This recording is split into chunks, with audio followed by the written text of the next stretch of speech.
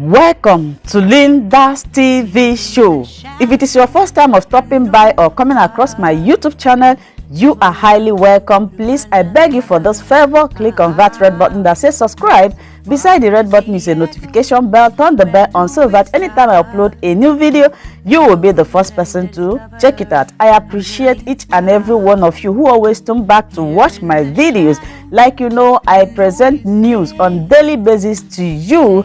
So after watching the video, you are free to criticize and leave your comment constructively. Share the video. Yeah, you can share it to your family, friends, anybody that you can, so that they themselves will be informed. Now I present to you another interesting or informative video which we are going to watch together. Yeah, I'm going to watch this video together with you. Then we'll come to the comments. Good morning to you. Few days to campaigns. Candidates and political parties have been mobilizing, consulting, realigning. How has it been for the PDP?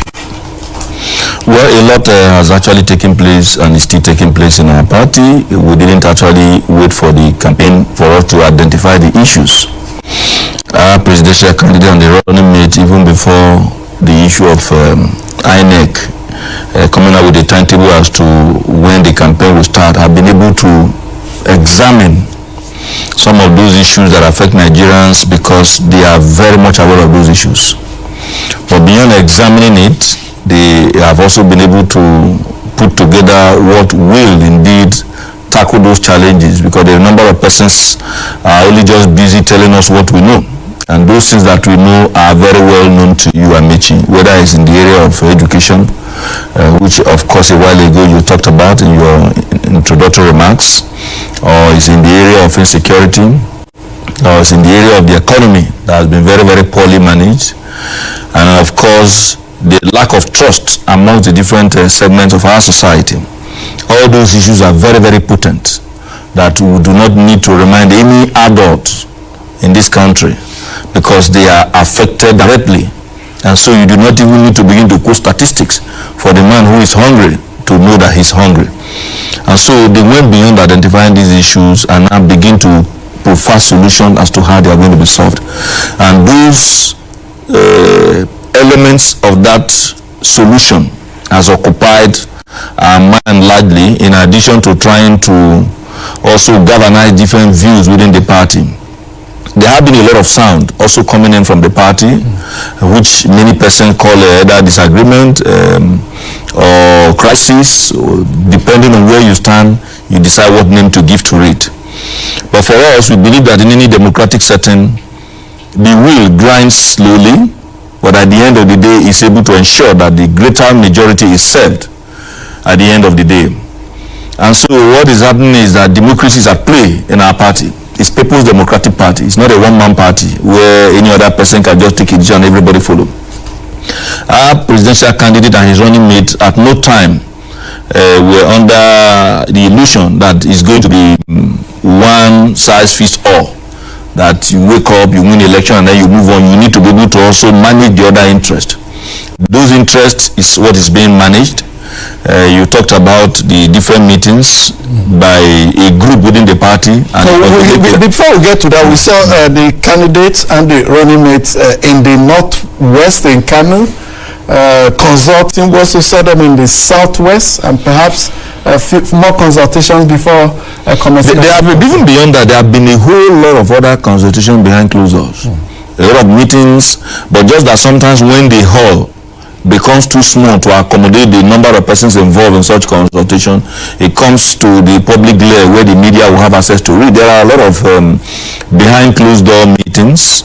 I am to some extent strategically positioned to know the number of meetings have been taking place both in the south and of course in the three geopolitical zones in the north, as well as a number of meetings in the southern part of the country. A number of these meetings center on how to manage the interest and how to keep everybody into the need to rescue our country.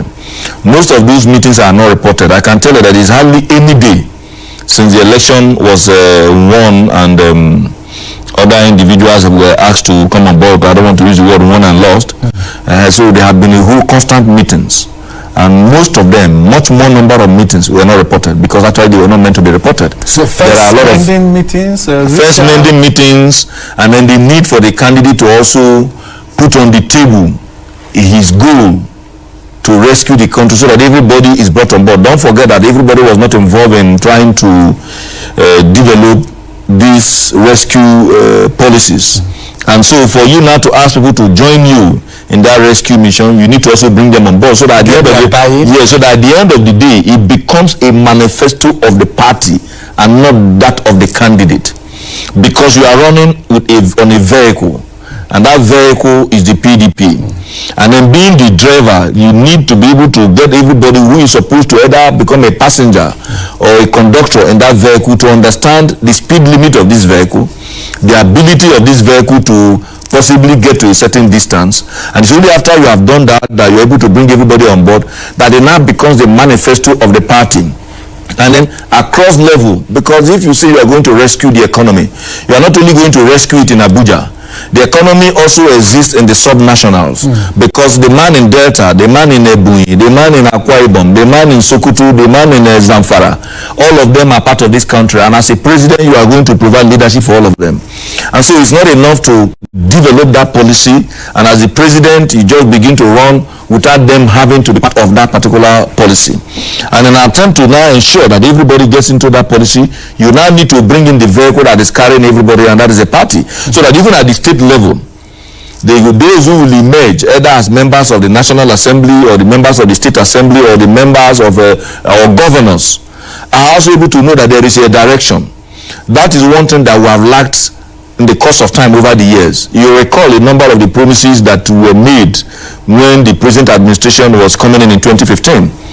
The difference is that they did not end up in making those promises to become the promises of the party.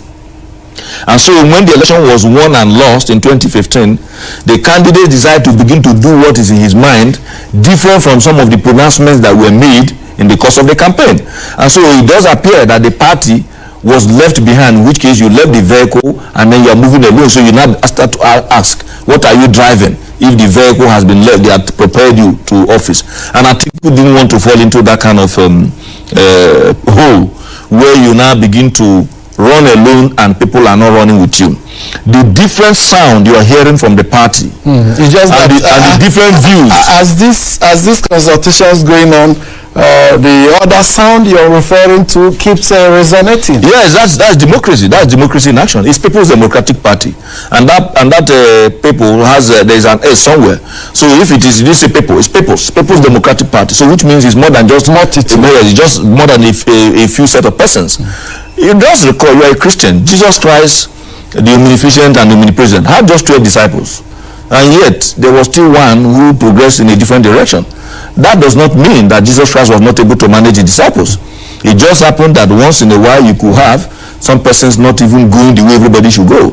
That doesn't make you a leader who is not able to galvanize. What Atiku is trying to do, and his running mate and of course other leaders of the party, is not only to get the votes in, because the vote is just a means to an end. But he's not just interested in just getting to the end. He's also very much interested in the processes that will lead to that end. So that even when he wins by the grace of God, he's also able to carry these individuals along. So when we say he's a unifier, he's not unifying to win election alone. He's unifying to have a country that functions. And for our country to function, everybody must be brought on board. And those in the party that tend to have divergent views on these issues, we do not begrudge them. We believe that they have democratic rights to voice their differences. But having said that, we must also realize that even having voiced your differences, there are certain latitude allowed by democratic norms as to individuals respecting the hierarchy, individuals respecting the organs, and in this case, organs of the party, even while the leaders are also permitted within the framework of democracy to also acknowledge and respect the views of these individuals, even if they are either the minority or whether they are in the majority. Now, how do I mean? If you have a party like the People's Democratic Party that is not owned by any one man, and of course you can attest to that, and you have organs of the party, the highest decision-making body of the party is the convention. The National Convention is where anything can happen. There you can change the constitution. There you can remove. There you can put. That is make. And change the name of the party. There you can change anything. You can make and unmake in the National Convention. Now, following to that National Convention, because it's not something that you can do every other day, is the neck of the party, which is made up of a whole lot of National Executive Committee of the party, which is made up of all the governors, members of the National Assembly, a whole set of leaders in the party, both past and present, and including the conscience of members of the conscience of the party, that's the BUT, that are in the neck. The neck stands in as the decision-making body in the absence of the convention. A number of issues that can take place in the neck, including tinkering with the constitution, will need the convention for the purpose of ratification, so that at the end of the day, it does not become a subject of litigation. Now, the neck of the party have held a meeting to say, look, this is where we are, and we believe for us to be able to cross to the next level, we need to give confidence to these individuals who are leading us at the moment. That decision of the neck of the party, ordinarily and constitutionally speaking, is binding on any member of the party. But that is not to say that, like they said, that if you beat a child, you should not allow the child to cry. So if there are individuals who were not comfortable with the decision of the neck, we do not say they cannot voice their displeasure. But in voicing the displeasure, you must put in front of you the powers of the neck, the constitution of the party, vis-a-vis the place of your demand. We will go into the issues of the demand, and we will tell you why we are very much interested in continuing to appeal to these our leaders. The demand is clear. Iyochiayu must step down for a southerner to succeed him. Now, Iyochiayu was not appointed, and I can bet you that I don't think Atiku nor his running mate nor even any other leader have any problem with Iyochiayu stepping down. But if it were to just be Iyochiayu stepping down, and the man steps down, that would not even cause any problem for the party. But you will know where the problem is. The second leg of the demand, that let him step down and let the chairmanship position move to the south. That one has a constitutional, what you may call a string. That's party constitution. Party constitution. When I use constitution, I'm talking about party constitution, the PDP constitution. Because the constitution of the PDP provides, because in the course of time, there will be a whole lot of need to protect certain arrangements, that anywhere, any region where the chairman comes from, that region will also have the second in command. That's the deputy national chairman, one. They have two of them, one in the south, one in the north. But the one from the region where the chairman comes from, whether it's in the south or in the north, will become the first. And that automatically is the one to step in the event that the chairman leaves by virtue of section 45 of the constitution. And in this case, there's a man called Damagu. He's the deputy national chairman, north. So even when you remove IU, that position still remains in the north by virtue of the constitution. And the top person in command is the national secretary of the party. So even if you now come and plead with Damagu, Damagu, please, we want you to also step down, because alongside, but you must always put this side by side with the timelines that we have to the next election. And Damagu says, hey, I'm a patriotic man, I don't want trouble, no problem, and it's okay, I'm also stepping down. And possibly that pave way for you to come to the south. Then you have the national secretary in the south. And by the provision of the party, the secretary and the national chairman does not stay in one region. They stay in the opposite region because of the powers of correspondences and the things they do together. Yes. In short, in running the party, the national chairman and the national secretary actually runs the party. Whether they are submitting to INEC, whether they are receiving correspondences, or a number of things that are constitution, these two persons run. So there's a balance. So if you move these two to the south, then you must think of now how to move back. It doesn't stop that, Michi. The national organizing secretary, for ease of operations, usually comes from the same region where you have the chairman, national chairman. So you could see that you are already trying to scatter the entire party, which means you may have to have more than 5 persons having to move as members of the national working committee. If that is so, would an emergency convention not provide an opportunity for all these realignments? How do you talk about an emergency convention?